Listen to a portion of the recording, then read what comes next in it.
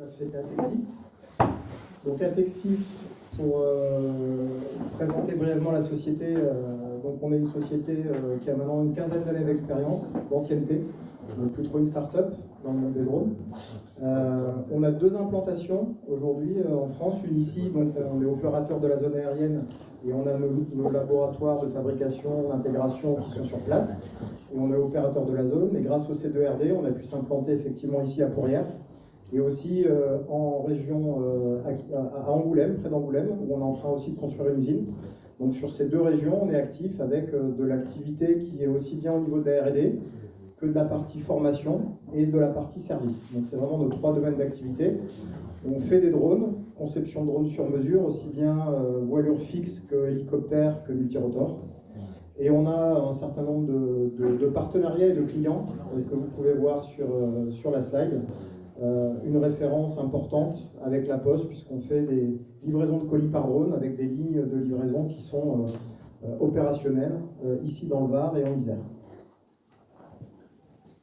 Alors aujourd'hui, je vais vous parler de comment les drones peuvent s'insérer dans l'espace aérien, puisque la réglementation et la mise en place des U-Space est d'actualité, puisque à partir du 26, c'est désormais officiel. Je pense qu'on aura une présentation tout à l'heure de la part de l'EASA. Et donc aujourd'hui, Atexis travaille depuis de nombreuses années aussi bien sur des dispositifs de signalement électronique embarqués dans les drones pour compléter, on va dire, le signalement électronique obligatoire Wi-Fi qui est réglementaire. On a travaillé sur la mise au point de balises qu'on appelle balises LRTM, qui sont de l'anti-collision collaboratif, qui permettent de s'insérer de manière plus sécurisée dans l'espace aérien, avec une redondance des signaux et une dissemblance. Donc on a développé des balises qui s'intègrent dans les drones, donc dans les différents aéronefs qu'on peut voir au-dessus. On travaille aussi sur la couche capteur, la deuxième couche, qui est une couche où on développe des antennes, et on déploie aujourd'hui un certain nombre d'antennes sur le territoire, afin de couvrir et d'avoir la possibilité de traquer ces différents aéronefs grâce aux technologies Wi-Fi, LRTM, ADSB, etc. On a intégré également des signaux satellites dans nos balises qui permettent d'avoir encore une couverture supplémentaire en plus du Wi-Fi et des autres signaux. On met à disposition ces données dans une couche sécurisée Big Data Database. Ces données vont être à disposition de plusieurs acteurs que peuvent être le traffic management, la lutte anti-drone, puisque pour faire de la lutte anti-drone, il faut aussi savoir quels sont les drones collaboratifs, des gestions de flotte ou d'autres logiciels métiers. Ça se destine à plusieurs marchés, les aéroports, les aérodromes, les infrastructures critiques. Donc aujourd'hui, Atexis travaille aussi bien sur la couche embarquée que sur la couche antenne, fournisseur de données, et on travaille de manière privilégiée avec certains USSP. Typiquement, on est en partenariat avec InnovaTM sur l'aéroport de Francazanne et également sur un projet de déploiement au Rwanda. Un exemple de la balise qu'on a intégrée tout en un, c'est-à-dire qui intègre le signal 2,4 GHz Wi-Fi obligatoire, les balises à l'LRTM 868 et une balise satellite supplémentaire en 400 MHz, qui permet au sein d'une balise unique d'avoir ces trois signaux redondés et permettent d'améliorer, on va dire, la couverture, le tracking et d'améliorer la sécurité des vols, puisqu'aujourd'hui, un certain nombre de scénarios d'opérations pour faire de plus en plus de scénarios critiques nécessitent de plus en plus de briques de sécurité, évidemment les autopilotes, etc., mais aussi des briques de tracking qui est une base, un pilier des U-Space qui vont être mis en place. Donc vous avez la balise embarquée sur la gauche, le type d'antenne qu'on développe, soit en version fixe, soit en version mobile, qu'on peut déployer rapidement et qui traque tous les signaux donc de type Wi-Fi, ADSB, FLARM et LRTM. Et ces signaux-là sont après mis à disposition via un serveur centralisé à des USSP providers, à des organismes de gestion de flotte. Et on a une couverture qui aujourd'hui est la plus importante aujourd'hui dans la région sud. On se développe aussi et on commence à déployer d'autres antennes un peu plus loin. Mais l'objectif aujourd'hui pour Atexis, c'est de développer un maximum de réseaux d'antennes pour être en mesure d'apporter cette brique de tracking au U-Space. Et donc la démonstration qu'on va vous faire, c'est qu'on a embarqué notre brique embarquée sur un hélicoptère qui va décoller à 13h50, donc dans 5 minutes. Et l'objectif, c'est de vous montrer au sein d'un centre de contrôle comment ces informations peuvent être utilisées dans un suivi de manière centralisée pour piloter les opérations drone. Donc on va basculer sur l'écran de contrôle et je vais donner le go à la piste pour décoller.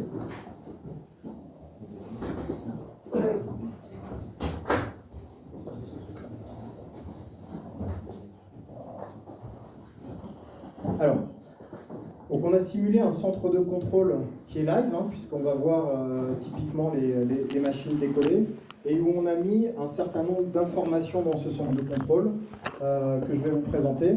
Donc, on peut organiser de la manière qu'on souhaite. L'idée, c'est vraiment de se dire, on délocalise la mission de pilotage local pour être dans un mode le plus centralisé possible, avec un centre de contrôle et piloter, je dirais, plusieurs drones depuis un point centralisé. Donc, on peut avoir des informations de météo localisées pour savoir comment, au niveau de la zone, les informations météo sont reçues et si les conditions sont compatibles de l'opération. On a des informations de type vidéo caméra, vidéosurveillance pour surveiller la zone sur laquelle l'opération se situe. On a le déport de l'affichage du télépilote, donc qui va faire son opération drone, qui a fait sa mission, etc. sur ses logiciels classiques. Là, pour le besoin de la démo, on a le drone hélicoptère dont je vous ai parlé tout à l'heure, va être filmé par un autre drone pour qu'on puisse suivre son évolution. Et ici, on a un visualisateur de trafic aérien. Donc on a la vision de toutes les antennes qu'Atexis a développées et qui permettent de voir les points, on va dire, qui sont couverts par nos antennes aujourd'hui, donc toute cette région ici. Et notre objectif, c'est vraiment de densifier ce réseau d'antennes au service des U-Space. Et on a un zoom sur la cartographie des deux drones, donc qui vont faire la démonstration. Donc un drone qu'on a appelé notre drone hélicoptère Lance, sur lequel vous pouvez voir que dans notre balise, on a les 3 types de données, LLRTM, Wi-Fi et satellite, qui sont intégrés directement et qui sont traqués par les antennes. Les données satellites aujourd'hui, c'est un réseau satellite qui n'est pas complètement déployé, donc on a des passages pas tous les jours et à horaires particuliers, mais dans le concept, en fait, dès qu'on a une constellation qui tient la route, on a toutes ces données qui se mettent à jour en temps réel. Voilà, donc on va avoir le décollage des drones, et puis on va pouvoir suivre ça, et puis en parallèle, une fois que je vous aurai expliqué ça, vous pourrez sortir sur la terrasse pour voir la démonstration qui sera encore en cours, puisqu'après je crois qu'on enchaîne par une autre démonstration qui sera en piste. Voilà. Donc juste en attendant que les pilotes démarrent, la balise embarquée qu'on a développée, on l'a développée dans un projet en collaboration financé par le CNES.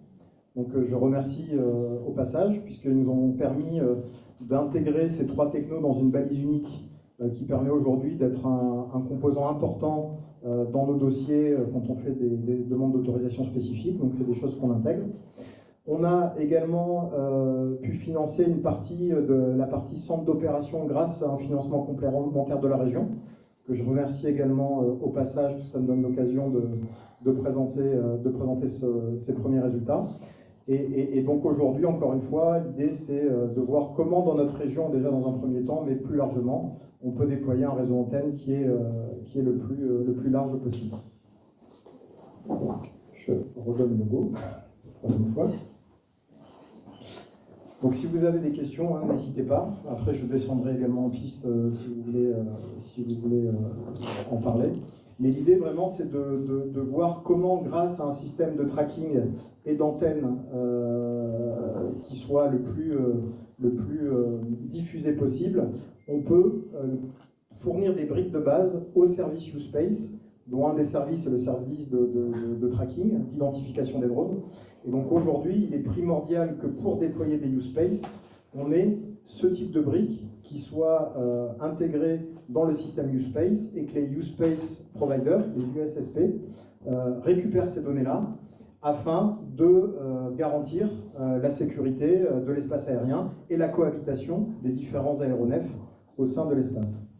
Donc vous voyez que le drone hélico a démarré avec le drone qui le filme en suivant, et puis on voit les différents drones évoluer grâce à leur balise intégrée. Donc la balise, on a un drone DJI qui filme avec la balise Wi-Fi qui suit le drone, et l'hélicoptère qui est en tête, où vous voyez les données se rafraîchir, LLRTM et Wi-Fi de manière régulière, et de manière à peu près, on va dire, toutes les secondes ou toutes les 2 ou 3 secondes, et ce qui permet de suivre, ici vous avez la mission du drone classique par le télépilote, la vision tracking par un centre d'opérateurs distants, et son évolution avec des possibilités d'alerte en cas d'anti-collision ou de choses qui sont détectées.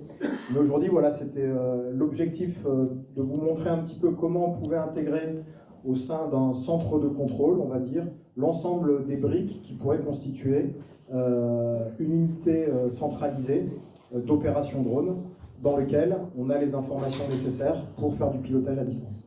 Voilà.